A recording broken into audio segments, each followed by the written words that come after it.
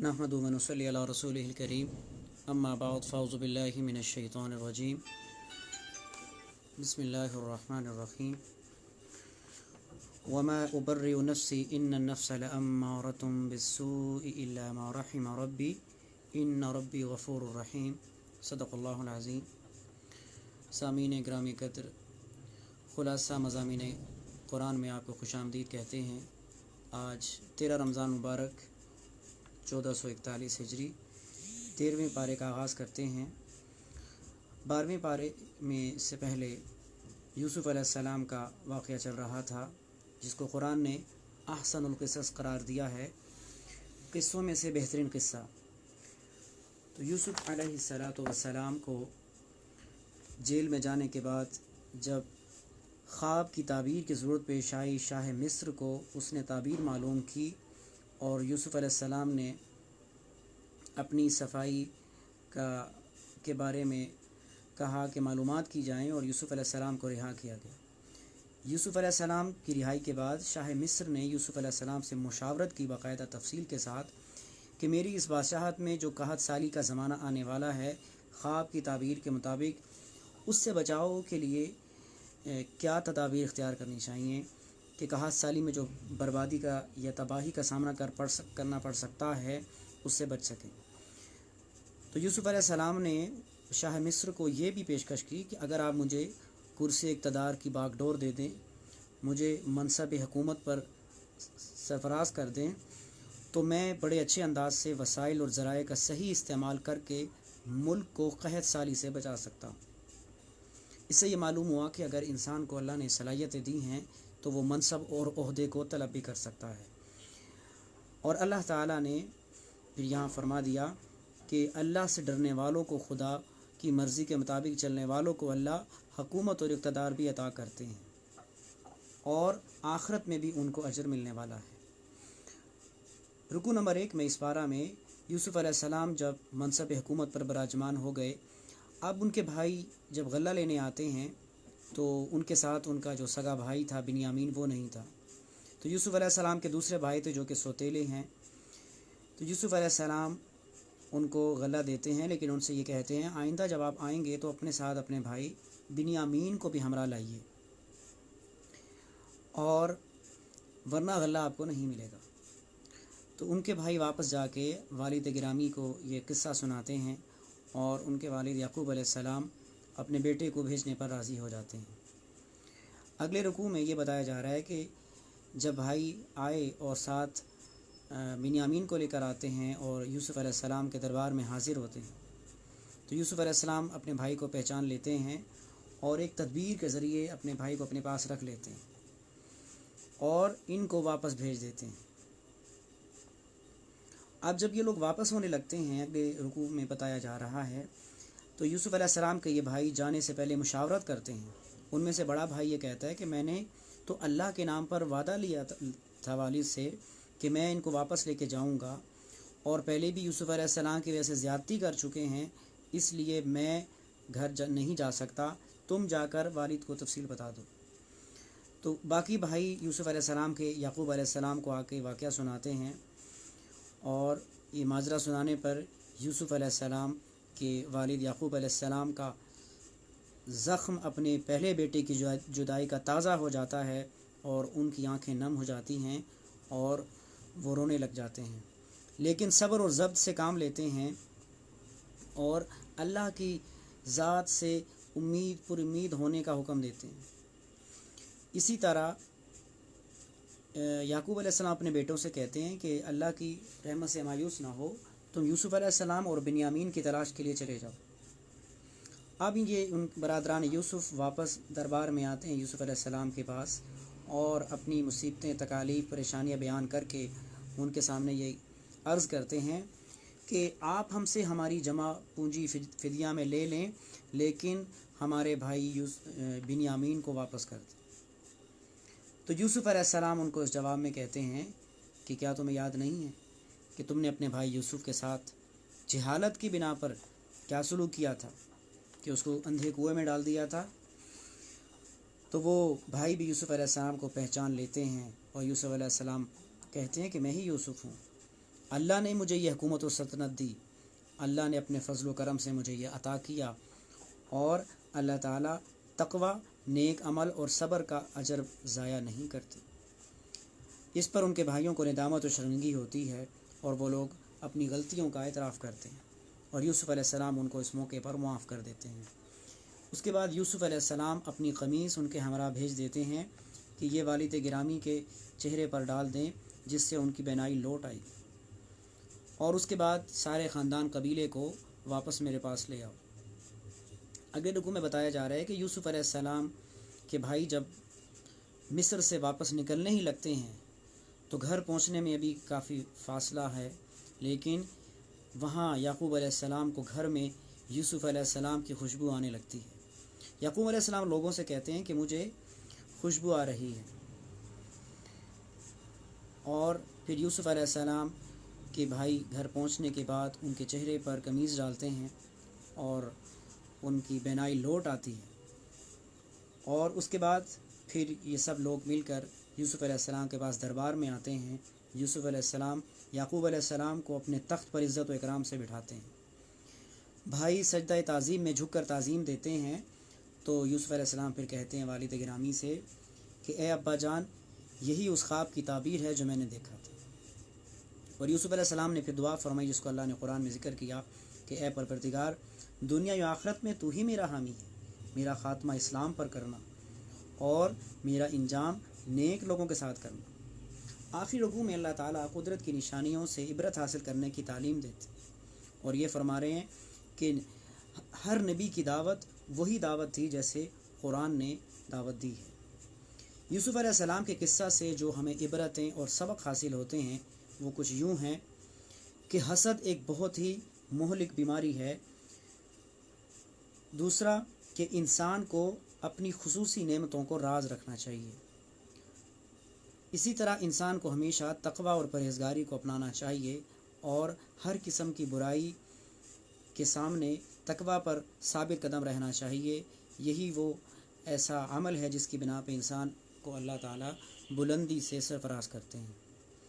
دین پر ہر حال میں انسان کو ثابت قدم رہنا چاہیے۔ وقتی طور پر آنے والی مصیبت بعد میں راحت کا ذریعہ بھی بن سکتی ہے۔ سچا اسلام کا مبلغ اور داعی وہی ہوتا ہے جو ہر قسم کے حالات میں اشاعت دین کا کام ضرور سر انجام دیتا ہے۔ ہر مسلمان کو جو اسلام کو پھیلانے والا ہے اپنے کردار کی سچائی کا خیال رکھنا چاہیے اور اپنی پاک دامنی کی فکر اس کو رہنی چاہیے۔ اسی طرح یہ سبق بھی حاصل ہوتا ہے کہ صبر کا نتیجہ ہمیشہ اچھا ہوتا ہے اور دنیا کی محبت کی وجہ سے ہی آزمائشیں آتی ہیں۔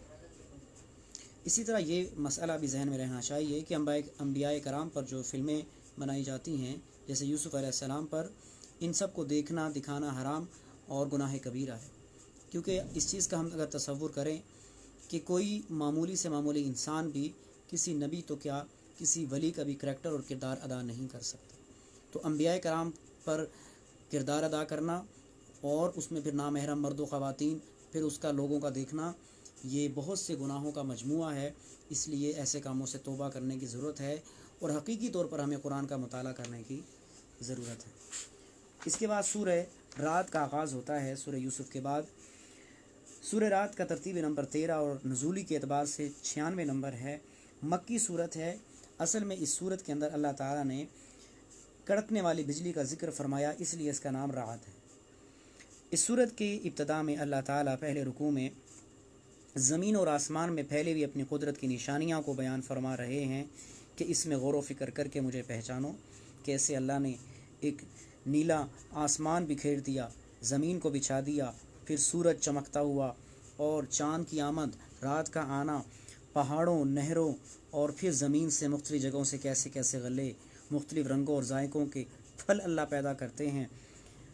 تو اللہ تعالیٰ نے فرما رہے ہیں کہ جسمانی ضروریات کا سامان کر دیا، تو اللہ نے روحانی ضروریات کے لیے قرآن کو نازل کر دیا۔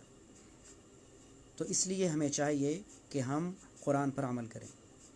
بعد کے آیات میں قیامت اور مرنے کے بعد زندہ ہونے کو وہ لوگ نہیں مانتے تھے، اس پر اللہ تعالیٰ تعجب کا اظہار فرما رہے ہیں۔ اس کے بعد کے رکوع میں اللہ تعالیٰ یہ فرماتے ہیں کہ انسان کو جو بھی اللہ تعالیٰ اولاد سے نوازنے والے ہوتے ہیں، وہ لڑکا ہے یا لڑکی ہے، اس کا علم اللہ ہی کو ہے۔ اور اللہ تعالیٰ فرماتے ہیں کہ رات کی تاریکی ہو یا دن کا اجالا ہو، زبان سے نکلنے والے کوئی بھی الفاظ ہوں، چاہے چھپے ہوں چاہے ظاہر ہوں، اللہ تعالیٰ کے علم میں ہے۔ اور اللہ تعالیٰ اگر عذاب لانا چاہیں تو اس کو کوئی ٹال نہیں سکتا۔ اور اللہ تعالیٰ نے یہ اصول بھی بیان کر دیا، جس کا ترجمہ شاعر مشرق نے کیا، کہ خدا نے آج تک اس قوم کی حالت نہیں بدلی، نہ ہو جس کو خیال آپ اپنی حالت کے بدلنے کا۔ اگلے رکوع میں اللہ تعالیٰ اس چیز کو ارشاد فرماتے ہیں کہ فطرت کا ایک اصول ہے کہ نفع بخش چیزیں ہمیشہ باقی رہتی اور بیکار چیزیں جھاگ کی طرح بہہ جاتی ہیں۔ تو گویا اللہ تعالیٰ نے یہاں پر باطل اور کفر کو سیلاب کے جھاگ سے تشبیہ دی ہے کہ وہ ایک نہ ایک دن ضرور سوکھ کر زائل ہو جائیں گے یا ختم ہو جائیں گے۔ اور اہل حق کو اللہ تعالیٰ نے سونے اور چاندی سے تشبیہ دی ہے۔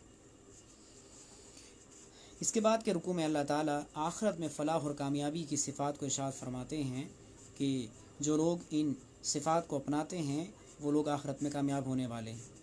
اللہ کے وعدوں کو پورا کرنے والے، رشتے ناتوں کو نبھانے والے اور اللہ کا خوف رکھنے والے، قیامت کے دن کے حساب کا خوف رکھنے والے، اسی طرح اللہ کی رضا کے لیے حالات پر صبر کرنے والے، نماز قائم کرنے والے، اور اللہ کے دیے ہوئے مال میں سے علل اعلان اور چھپ کر بھی خرچ کرنے والے، اور برائی کا بدلہ بھلائی سے دینے والے۔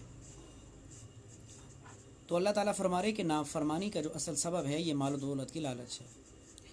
رکوع نمبر 4 میں اللہ تعالیٰ اس چیز کو ارشاد فرما رہے ہیں کہ ہدایت سے فائدہ اسی کو ہوتا ہے جو انسان ہدایت چاہتا ہے، اور دلوں کو سکون صرف اللہ کی یاد سے حاصل ہوتا ہے اور اللہ پر توکل کرنے سے۔ رکوع نمبر 5 میں اللہ ارشاد فرماتے ہیں کہ آپ صلی اللہ علیہ وسلم کو تسلی دی جا رہی ہے کہ انبیاء کرام کا پہلے بھی مذاق اڑایا گیا، کسی پر آوازیں کسی کی گئی، لیکن ان بدبختوں کو اللہ نے مہلت دی، پھر ہلاکت کا عذاب ان پر آ پہنچا۔ اور ارشاد فرمایا جا رہا ہے کہ خواہشات کی پیروی نہ کریں بلکہ جو قرآنی تعلیمات ہیں ان کی اتباع کریں۔ آخری رکوع میں مشرکین کا ایک اعتراض تھا، وہ یہ کہتے تھے کہ رسول جو ہے وہ انسانیت سے کوئی الگ ماورا مخلوق ہونی چاہیے۔ ان کو یہ حیرانگی ہوتی تھی کہ نبی جو ہے ان کی بیوی بچے بھی ہیں اور وہ عام لوگوں کی طرح زندگی بھی گزارتے ہیں۔ تو اللہ نے ان کو ایک جواب دے دیا کہ انبیاء جتنے بھی تشریف لائے ہیں ان کی اولادیں رہی ہیں، اور اللہ تعالیٰ انبیاء کو انسانوں میں نبی بنا کر بھیجتے ہیں۔ تو جب انسانوں میں نبی بنا کر بھیجنا ہے تو ایسا ہی انسان ہونا چاہیے جو انہی کے اندر رہا ہو اور ان کے حالات و سکنات کو واقف ہو۔ اگر دنیا کی بستی میں فرشتے رہتے تو اللہ تعالیٰ پھر فرشتوں کو نبی بنا کر بھیجتے۔ سورہ ابراہیم کا آغاز ہوتا ہے۔ سورہ ابراہیم کے آغاز میں اللہ تعالیٰ قرآن پاک کو نازل کرنے کی حکمت اور وجہ بیان فرما رہے ہیں کہ ہم نے اس کتاب کو کیوں نازل کیا۔ فرمایا کہ اس کتاب کو اللہ تعالیٰ اس لیے نازل کر رہے ہیں تاکہ لوگوں کو تاریکیوں سے نکال کر نور ہدایت کی طرف لے جائیں۔ اور اللہ تعالیٰ فرما رہے کہ اسلام سے منہ پھیرنے والے لوگ، اس کی وجہ کیا ہے؟ ان کے دل میں دنیا کی محبت کی کثرت ہے، وہ دنیا میں اس قدر کھوئے ہوئے ہیں کہ ان کو دین اسلام کی طرف جانا گوارا نہیں ہے۔ موسیٰ علیہ السلام کا واقعہ بیان کیا گیا۔ اس کے بعد اگلے رکوع کا آغاز ہوتا ہے۔ اگلے رکوع میں اللہ تعالیٰ اس چیز کو ارشاد فرما رہے ہیں کہ اگر تم ایک اصول دے رہے ہیں کہ اگر تم شکر کرو گے تو اللہ تعالیٰ زیادہ دیں گے، اور ناشکری کرو گے جو کہ کفر ہے تو اللہ کا عذاب سخت ہے۔ تو موسیٰ علیہ السلام کا اپنی قوم کو جو خطاب کیا گیا اس کو اللہ نے ارشاد فرمایا اور ان کو عبرت یاد دلائی کہ پہلی قوموں کے ساتھ کیسا سلوک ہوا، تو تم بھی واپس آ جاؤ اللہ کی طرف اور اپنے برے اعمال سے توبہ کر لو۔ اور اللہ تعالیٰ اس چیز کو ارشاد فرماتے ہیں اگلے رکوع کے اندر کہ اللہ کا عذاب دوزخیوں کو کیسے ہوگا کہ ان کو پینے کی جگہ جب ان کو پیاس کی شدت ہوگی تو کھولتا ہوا پیپ دیا جائے گا جس کو وہ اپنے حلق میں بھی اتار نہ سکیں گے۔ تو اللہ تعالیٰ نے یہاں پہ کافروں کی مذمت اور جہنم کی وعید کو ارشاد فرمایا۔ رکوع نمبر 4 میں اللہ تعالیٰ شیطان کے رویے کو بیان فرمایا کہ قیامت کے دن شیطان لوگوں سے علی اعلان کہہ دے گا کہ جو دنیا میں تم نے مجھے مانا، میرے کہے پر گناہ کرتے رہے، میرا کہنا اور میری باتوں کو ماننا یہ درست نہیں تھا، یہ برا کام تھا اور غلط تھا، اصل میں انبیاء کرام سچے تھے، تمہیں ان کا کہنا ماننا چاہیے تھا، تو آج تم اپنے کیے کہ خود ذمہ دار ہو، میرا تمہارے سے کوئی واسطہ نہیں، تمہیں آج اپنے آپ کو الزام دینا چاہیے۔ اس طرح شیطان لوگوں سے اور اپنے پیروکاروں سے برات کا اعلان کر دے۔ بعد کی آیات میں اللہ تعالیٰ شجر طیبہ اور شجر خبیثہ کی مثال دے رہے ہیں۔ رکو نمبر 5 میں اللہ تعالیٰ اپنے انعامات کا ذکر فرماتے ہیں کہ اللہ تعالیٰ نے جو انعامات کیے، اللہ تعالیٰ شکر کرنے والوں کو اور زیادہ دینے والے۔ اس کے بعد اگلے رکوع میں ابراہیم علیہ السلام کی دعاؤں کو بیان کیا جا رہا ہے کہ ابراہیم علیہ السلام نے تعمیر کعبہ کے بعد جو دعائیں کی، جس میں انہوں نے اپنی اولاد کے لیے، اپنے خاندان کے لیے، مکہ والوں کے لیے جو دعائیں کی، یا اللہ اس شہر کو پرامن بنا دے۔ تو اسلام دین امن ہے، اس لیے ابراہیم علیہ السلام نے بھی امن کی دعا کی، اور جب امن ہے تو یا اللہ رزق کی فراوانی کر دیجیے، اور میری جو اولاد ہے وہ نماز کو قائم کرنے والی، اور بخشش کی بھی دعا مانگ لی۔ آخری رکوع میں اللہ تعالیٰ مجرموں کے انجام کو بیان فرماتے ہیں کہ مجرم لوگ قیامت میں زنجیروں میں جکڑے ہوئے ہوں گے، گھندک کے کرتے ان کو پہنائے جائیں گے، اور ان کے اوپر، ان کے منہ پر آگ لگی ہوئی ہوگی، اور اس طرح کے ہولناک عذابوں کا سامنا کرنا ہوگا۔ تو اللہ تعالیٰ فرماتے ہیں کہ یہ قرآن ان لوگوں کے لیے پیغام ہے تاکہ ان کو ڈرایا جائے کہ اللہ ہی اکیلا معبود ہے، اور عقل مندوں کو اس سے نصیحت حاصل کرنی چاہیے۔ تو دعا ہے اللہ تعالیٰ کہنے والے اور سننے والوں کو عمل کی توفیق عطا فرمائے۔ وآخر دعوانا ان الحمد للہ رب العالمین۔